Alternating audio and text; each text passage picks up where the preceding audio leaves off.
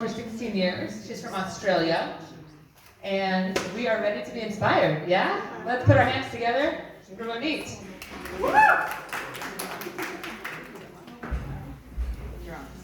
Okay, firstly I want to thank Julie Jonas, that's what I just have to my phone, and Hadassah. Well, thank you so much for organizing tonight. I'm actually flattered. Usually when I give this talk, I know at least half the crowd. And this is an amazing turnout. And I only know one person. And I hope by the end of this evening, you are all going to come away with some chizuk. If not, I'll give you my phone number and I'm going to drum it into you until you get the chizuk. And I'll try to speak slow when I'm on the phone. So I want to start off my talk with some props. But before I get into doing the props, I want to tell you my talk is entitled How to Get Chizuk and to keep the chizuk while you're trying to find your shidduch. Okay? I do not want to know your ages. No, please not. Thank you very much. What was the same with my girlfriends? No idea.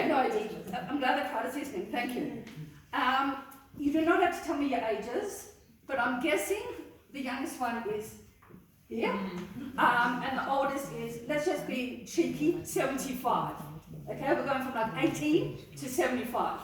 It's a big age range, right? Okay. Now what we're going to do is I'm going to show you a bottle. I've had a long day at work, working with 2 to 3-year-old Israeli kids. No further questions in case they're watching me.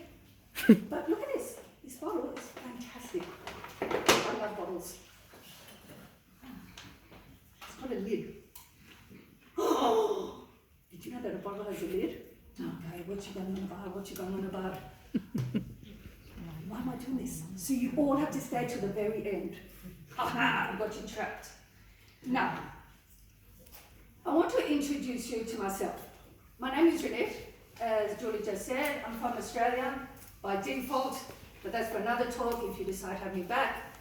I've been in Israel for 16 years, very ad infinitum happily married for 6 years and 9 months and 3 days, okay? And I'm not kidding, 6 years, 9 months and 3 days and a few hours. And you know what? I really want to firstly thank my family.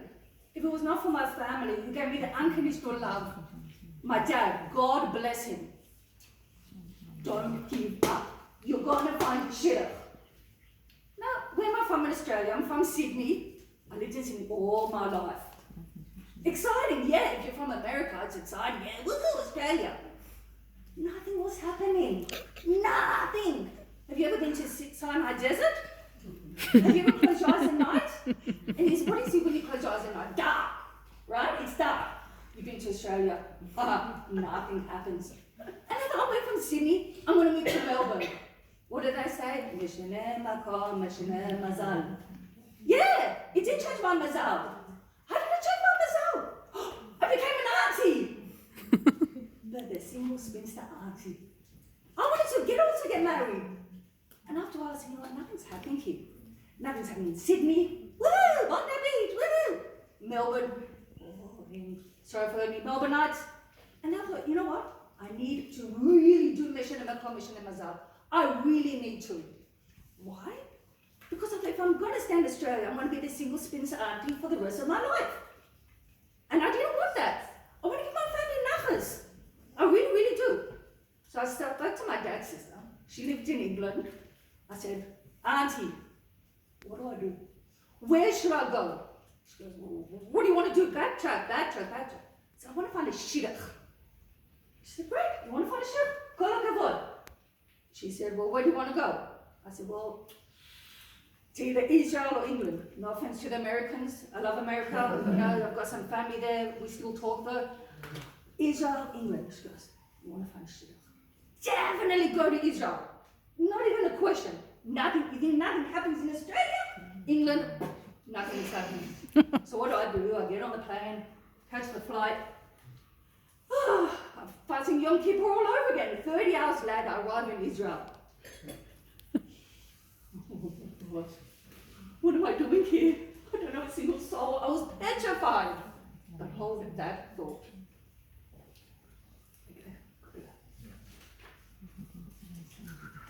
Okay, what I want you to do, we're all going to do a trip down memory lane. Okay? I'm an old fuddy-duddy. Okay? What does that mean in, your talk? It means I'm an old lady. I have no walking stick at home. I'm between 25 and 75. But I'm an old lady. At least according to my nieces and nephews. But I want you to go back to the 20th century when you all had pen and paper. It's a shame I didn't get you to do that before, but just pretend you got pen and paper. I'm sure everyone here, or if you're watching it on YouTube later on, is going to find out you have to write a list of the top 10 things you want in a shitter. Can everyone do that mentally in their head? 5 things, 7 things, no less than 5. You've got a rough list. And please do not be freaked out. You are not going to read them out to me. You're not going to read them out to your best friend, maybe your best friend, but tonight you're not going to read it out to me. You're not. I'm not going to let you. Even if you want to. Has everyone got at least 3 things? Great. Now, I want you to get your imaginary pen. Can you tell I work with kids? Get your imaginary pen, guys. I want you to cross out one thing on your list. Yeah? You've done it? If you cross out one thing on your list that you're not willing to sacrifice, trust me, I can speak from first-hand experience, it is very hard to make this list. He's got to be tall, he's got to be Jewish, well, duh, I'm in the wrong crowd otherwise. He's got to be this, he's got to be that. It's very hard. So you think, what do I want, right? But if you cross out 1 or 2 imaginary things from your list, yeah? Now, pretend you've got a piece of paper. I want you to rip up your paper. Throw it away. Throw your piece of paper away. Now that is not confetti for your wedding, the piece of paper you just threw out. Why do I want you to rip up your piece of paper? Because guess what, guys? Girls, sorry. Lists are a waste of time. Okay? You can say it together in your head. Say with me, lists are a waste of time. I'm tall, right? But believe it or not, guys, I'm the shortest one in my family. Right? I went out with a guy who was like 5'3". Oh, but he's perfect for you. When we went out with an umbrella, I had to go on he had to go on his stilettos. Forget me and my stilettos. It just doesn't work. But lists do not work. You might think you want a tall guy. You might think you want a guy who wears glasses. Actually, glasses are good, because then they all see the good in you. Trust me. You want someone who's this, you want someone who's that, but you know what? They're a waste of time. I don't believe in lists. Because you know what? Who knows best? Okay, besides mum and dad. Who knows you better than anyone? Okay, besides your best friend. Hashem! Exactly. Hashem knows us best. Hashem knows what is perfect, trust me. Now, I know someone very well. I'm not going to mention names. I don't think she's in the crowd. Whew, that was close. She said, I want a shidduch. He's got to be no older than 40. He's got to be single. Duh. He's got to be not married before. No kids. He's got to be slim. He's got to be this. He's got to be that. Guess what? She's married. Hold on to your cups if you're holding your cups. Or your plates. She married a divorcee. Oh my gosh. And he had kids. Oh my gosh. What are you thinking, Hashem? He knows best. He's got kids. They get on so well. You might have a list, but get rid of your list. Okay, I hear you. When I was in Australia, I'm not going to mention names because someone is in the crowd is from Australia. You know what they said to me? They said, you're being so fussy. You're being fussy. Why am I being fussy? Humour me. If you can't get it by now, you get it by the end of the job. I love to laugh. Laughter's the best medicine, right? He said, you're being fussy. I said, okay, you told me that, but why am I being fussy? He said, you want this, you want that. And I said, that means I'm not going to compromise on. They're like, what do you mean? I said, well, it's got to be Jewish. We were raised that the person has to be Jewish. My brothers, your wives have to be Jewish. And I said, that's okay? Yeah. I'm not going to compromise on that. He's got to be male. Nothing against people who go for the other team. No, I'm not going to judge. Might talk about you behind your back, but I'm not going to judge. I said, as soon as I'm not going to compromise, and the guy has to be male. And that was the end of that. Okay. And I said to you before I was born in Australia, but let's get a little bit more of a sneak peek of me. I was born in Australia, but you know what? I'm a Chosre B'Tshuva. And I'm sure everyone is watching or live audience knows what that means. I wasn't from birth. I'll admit. I used to show my legs. I used to wear shorts. I used to wear short sleeve t-shirts. But you know what? I'm a Chosre B'Tshuva. And you know what? Oh, it's so different to how I imagine the talk would be. You have to have siyata d'shmaya. You have to know Hashem knows what's best, and He is looking out for you. I really want you to give yourselves, either now or when you get home, give yourselves a pat on the back. Why? You do a great job. You are making the first step of coming tonight to show God, Hashem, man upstairs, I'm being serious. I want to find my shidduch. You have to do your hishtadlut. You have to. Okay, page 4. I told you we were going to be all night. Now we all know the famous comparison. What is it we compare like fun with shidduch? There's a famous book about it. It's beautiful. Splitting the sea. Hashem said splitting the sea is as hard as to find a shidduch. Okay? And you know what? Some say the sea didn't split until Nachshon ben Amitav came into the sea. And only then it did the sea split. Okay? But you know what, guys? You have to take the plunge. You coming tonight, or watching tonight, whenever it is, you are making the plunge. You are doing your hishtadlut. And my husband is a big follower of Rabbi Nachman of Breslov, so it'll be amiss if I don't say it. It's only natural for people to have questions against God. Trust me, I wasn't 20 when I got married. I wasn't 25, and I wasn't 30, and I'll stop there because I might say something I'll regret. I was of marriageable age, okay, but I felt like I was much older, and all my friends were getting married around me on the first marriage, second marriage, beheaded, divorced, widowed, you name it. And I was questioning, like, why Hashem? Why haven't you helped me find my husband? I was doing everything. I cried myself to sleep. And I'm not kidding. I cried myself to sleep a lot. I would do all the skulot. The only skulot I did not do was go to a mukkah. Why not? Because I didn't know how to pronounce the name. I couldn't say to my friends, come, let's go to a mukkah. And I'm calling her Amakakaka. They'll be like, what? So that's the only one I didn't do. You have to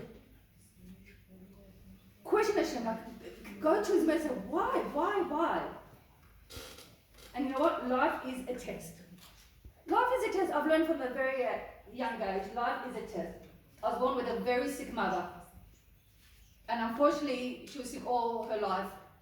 And I still persevered because life is a test. If you knew you were going to meet your Beshed tomorrow, would it be a test? Not at all. I used to always cry to my brother's wives. Say, oh, we're never going to find my shidduch. I just want the crystal ball. I want the crystal ball. I want to know, okay, it's going to happen on this date, and you're going to get married on that date, and everything's going to be fine. But guess what? We don't have a crystal ball. We just have to have emunah. And it says in Yeshayahu, according to my husband, so I can't question him on this, just as the heavens are higher than the earth, so are my ways higher than your ways, and my thoughts than your thoughts.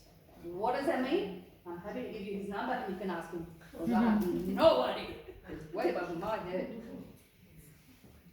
You know what you have to also remember to do? Not miss out on any single opportunities. Okay? What do I mean by that? Coming tonight. That's an opportunity. You could have said, nah, you know what, Julie, you know what, Hadassah? I'm happy just staying at home eating my pint of ice cream. Is it going to work? Yeah! Ben & Jerry's will get a lot of money from you guys in the Ben & Jerry's. But your tummy will go boo, boo, boo, boo, boo, and then you'll be like, oh, why didn't I? You're making the effort. And call hakavod. Okay? Now, I want to say something. One of my husband's late friends, David Koshua, actually passed away from cancer just after our wedding. But he said, you know what, guys? If you're more than 50% sure of getting married, you're halfway there. Don't pick little picky reasons. He's got a big nose. We're Jewish. Close up on my nose, you'll see it's big. You can't say, oh, you know what? He didn't pour me a glass of water. Oh my gosh. You're going to throw away everything just because he didn't pour you a glass of water? There's a thing called first date jitters. Okay? You can do this on your first date. You don't think, like, should I pour the glass? Should I pour the glass? He didn't do it. Continue. He's human. And as I look around the crowd, which will not film any of you, don't worry. You're also human. We all make mistakes, right? But not coming tonight. That is definitely not a mistake. Now, what do you need to find the right partner? What's good for me is not good for you. What's good for you is not good for me. Because I'm married? Yeah, of course. But what do I mean by that? You need to have certain things. You have to be attracted to the guy. I strongly believe there are 3 types of guys. Any other guy? Oh, sorry, Danielle, I hope I don't offend you, but there are 3 types of guys in the world. Okay? And I'm sure you're a mensch, you're tzaddik, and but I'm taking my head off to you. You have to be attracted physically. What do I mean? There are 3 types of guys. If you're doing the shemena gear, not touching each other, you have to imagine, what? He touched me. He touched me. Oh my God, I'm in love. Oh gosh, he touched me. Get away from me. You boy cooties. Do that every day in the garden, believe me. Or, it comes with attraction, right? You might be like, oh my gosh, he's so ugly. But after a while, someone finds attractive. Everyone has something in them. A pintalegid, I'm sure you've all heard, a little spark in them that makes them think that they're amazing. Everyone. Okay? I don't really think, oh, I don't have it, because you do. You have to get on with each other. Now, I can get on with my best friend, right? Okay, happens to be my husband, but I can get on with someone really, really well. But if you're not going to get on with them, spend the rest of your lives with them, or the rest of the evening. You have to have some sort of kesher. You have to be excited to see them. Now, I'll give you an example. Thank God a million times, I don't know if it's still growing, I've got 10 nieces and nephews. I love them dearly. Who is the first person you want to call? When you're seeing someone, you want that to be your first person. Guess what? I became an auntie. Or guess what? I got a job promotion. Hinting to my boss. Or guess what? I got this, I got that. You want to be excited to see them. I'm like, oh gosh, here we go again. He's calling again. What does he want now? We just spoke a little while ago. Trust me, it's not a good idea. It's important to find them for the criteria. And everyone has a list. But you have to see the whole picture, what the person is like. And the older we get, the higher our expectations are. Okay? Like, I don't know your ages. That's between you and the shadchaniyot. I'm not a shadchaniyot, by the way. Never have been. Don't know if I ever will be. Not into the shadchaniyot. You have to not have such high expectations. You have to be realistic. What am I willing to compromise on, or what am I not willing to compromise on? Hope we're going good for time. No one's falling asleep. Because I'm not. You know what? We were created to be happy. Can you imagine? You're going to shul, okay? And you dress to the nines. Well, there's the other one who dresses like an absolute schloch, like a nebuch. No one's wearing all black tonight. Okay. If you are, I apologize in advance. You're wearing all black. Whoa, okay. Have fun, Mubs. You've got to really make sure to dress nicely, make a really good impression. I'm just going to summarize because I've got the heads up. Why did I do the bottle? Because every bottle has a lid. Hashem does not create junk and he does not think you're not good enough. How I made my beshed, and then I'll sum it up if that's okay. How did I make my beshed? I was on a Shabbaton 9 years ago. Do you know, a single person, I dressed to the nines, I didn't dress all like a shlum. I really put in the effort. And I didn't know a single person. I'm not interested, I don't do Shabbatons, it's out my budget, I'm not doing that Shabbat. Nothing happened. The following Motzei Shabbat, I get a phone call. Hi, Renee, my name is. name. Now these shadchanah were very clear. My name is this, my name is that, and they're going to get to know you. And you know what they said? I've got a shidduch for you. I said, well, what are his details? What are his details? His name is Hillel, he's a musician, he's South African, and he's similar age to you. Added all up my boxes. I said, okay, can you send me his details? Yeah, sure. Now he sang a song. He's on YouTube. If you want, I can say the name later. I was going to show it to you later. He's got a beautiful song called Find Your Baby. Please Google it. It gives you a lot of fizzle. Find Your Baby. And you know what? I fell out of my socks. I knew his face from someone before. You know where I knew his face from before? When I made Aliyah, 4 hours, maybe 5, after arriving to the Merkaz Klita, the absorption center, I was miserable. I was like, what on earth am I doing here? I don't know a single person. Hang up photos, make yourself at home. Nah. I didn't want to do that. I walked around, I was like, oh, I'm making Aliyah. All of a sudden, my eyes lit up. I saw this guy. He was great, he was tall, he was everything I wanted. But I thought, he's not going to want an old lady like me. I'm 10 years older than him. Who's going to want an old lady? Age doesn't matter. Trust me, age does not matter. I know people, whether it be like 80s old on one side, look at Denise Moore and Ashton Kutcher for crying out loud. Okay, they're celebrities, you said it. But what I'm saying is, the lady who introduced me to was my husband, the one who I met at the Merkaz Klita. Now I'm not going to say 4 hours after you moved here, even though some people who were born here, you're going to meet your Bashir. Just what I want you to take away from here is never give up. Hashem does not create junk. If it doesn't work for you, think of your friends. Think of other people. I want you to broaden your horizons. I'm happy to give over more later. I'm sorry that we're cutting for time because I can go about this for hours. And thank you very much for coming.